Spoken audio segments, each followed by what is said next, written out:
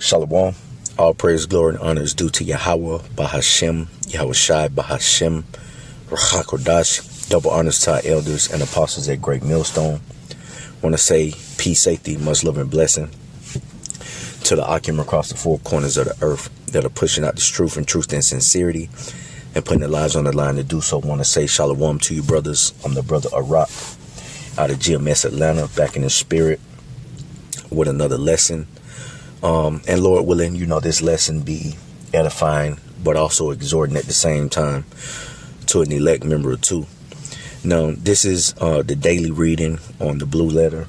I started a series on my last page, but since it's been strike, I've been uploading on this page. So this is just will be a continuation of the daily reading. And today, it's 2 Corinthians chapter 4. All right. And I'm not going to go through the whole chapter, of course, for time's sake. It's going to be a quick hit lesson. But the verses I did want to focus on is starting at verse 14 through verse 18 in 2 Corinthians. Now, as you all know, or if you don't know, the book of 2 Corinthians was written by the Apostle Paul to the church of Corinth. All right. And I did a simple Google search of why the Apostle Paul was writing to the church of Corinth. And there was a few things that came up as to why he was writing to the church of Corinth. Okay. So I just typed in, why was Paul writing to the church of Corinth? And these few bullet points popped up. It says, correcting errors. Paul wrote to correct what he perceived as egregious areas, which stems from the word error. So errors in the views of the church, including pride, sexual immorality, and the improper use of spiritual gifts. He also wanted to restore the church to its foundation, which is Yahweh Shai. All right. The other bullet point, it says restoring unity. Paul urged the church to have uniformity of belief and to avoid divisions. All right. And these are all the reasons we do these lessons, which are our epistles, via YouTube, to correct errors in the doctrine that these other guys, throw in the mix that is not according to the scriptures. All right, restoring unity, bringing, us so-called Negroes, Latinos, and Native Americans back to the fold, which is that stick being joined back together, the southern and the northern kingdom. And also just restoring unity within the body. Us locally here at, GMS Atlanta, we do exhorting epistles or lessons to restore the unity. So it says, Paul urged the church to have uniformity of beliefs and to avoid divisions. It says defending his ministry. Yeah. And the biggest part, I say the biggest, but a huge part of the ministry here at Great Millstone is the defending of the gospel. Because there's many wayward doctrines out here that we have to come back up and come back behind these guys and clean up, and correct it with the 100% truth that we have here at Great Millstone. So it also says asking for support. But jumping back to defending the ministry, it says Paul wrote to Corinthians to defend his ministry and the gospel against false teachers. All right. And that's a big part of our ministry as well in today's times. It says asking for support. Paul asked the church to support Christians in Jerusalem who were in need. He wanted the believers to give cheerfully, promising the Most High would give faithfully to all who did. All right, so that's just a few reasons why Apostle Paul was writing to the church of Corinth in 1 Corinthians and 2 Corinthians. All right, so let's get back to the scriptures. This is 2 Corinthians 4:15.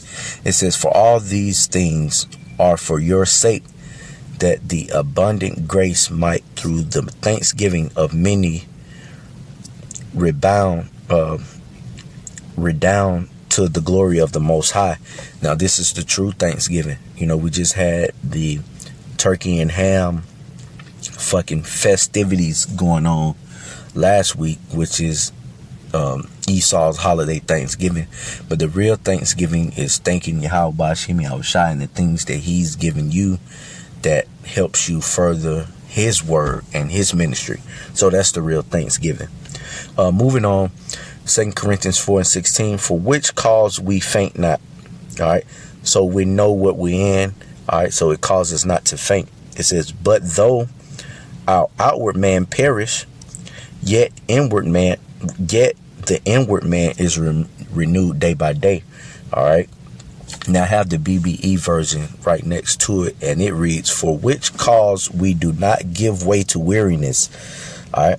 Because it tells us in the book of Colossians to not be weary in well doing.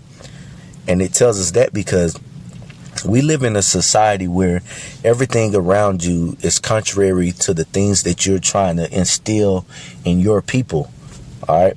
The Israelites, everything is contrary to the scriptures in which we're trying to instill in our people according to.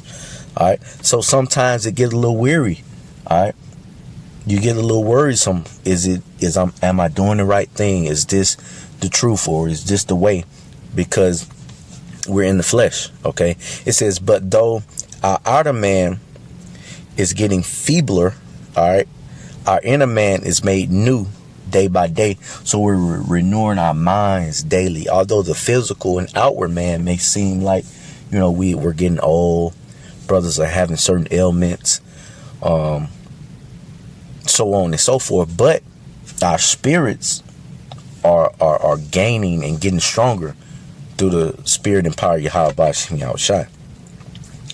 2 Corinthians 4:17, for our light affliction, all right, because these are light afflictions that we're going through, all right, which is but for a moment. It's only for a moment. It's only for a season, all right, but we know at the latter end that we're going to be increased, all right, and we're going to have crowns placed upon our heads by Yahweh, by Shem Yahushua, all right, after this light affliction is over.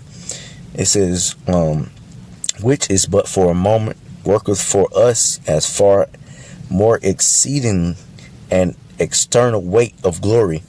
All right, BBE verse 17, for our present trouble, all right, the present trouble that we're going through in our day to day, which cause us to become worrisome or become feeble, okay, which is only for a short time, is working out for us a much greater weight of glory.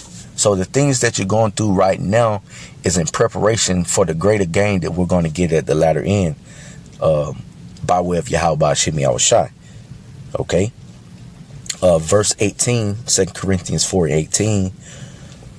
While we look not at the things which are seen, but at the things which are not seen. And what verse come to mind? And we'll jump back to this.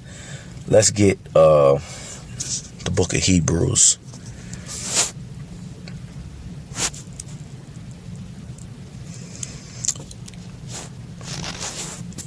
Hebrews 11.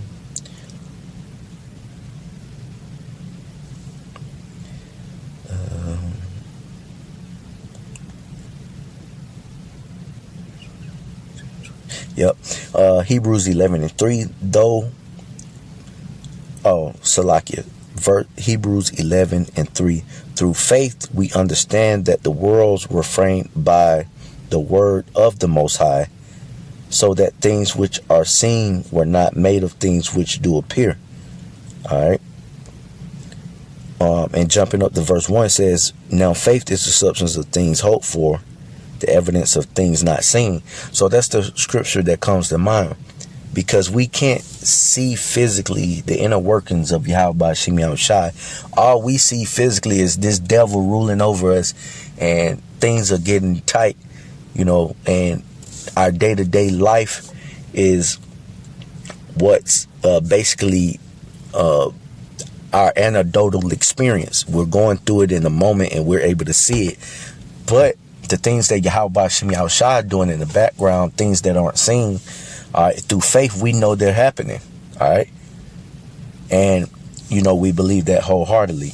So going back and finishing out, this is, 2 Corinthians 4, and the last verse 18. It says, while we look not at the things which are seen, but at the things which are not seen, for the things which are seen are temporal. All right. So the cars, the house, your certain family members, your job, all of those things are temporal. It's going to be left right here in Babylon the Great when the Lord decides to do his work and destroy this place. All right. All those things are temporary. They're going to be destroyed. All right. It says, for things which are seen are temporal, which means temporary, but things which are not seen are eternal. So the things that the Lord is going to do for us, man, is eternal. It's going to last forever. Okay. So Lord willing, this was an edifying and also exhorting lesson. I'm going to end it giving all praise, glory, and honor to Yahweh Ba'Shem Yahushai, Ba'Hashem Chakodash. Shalom.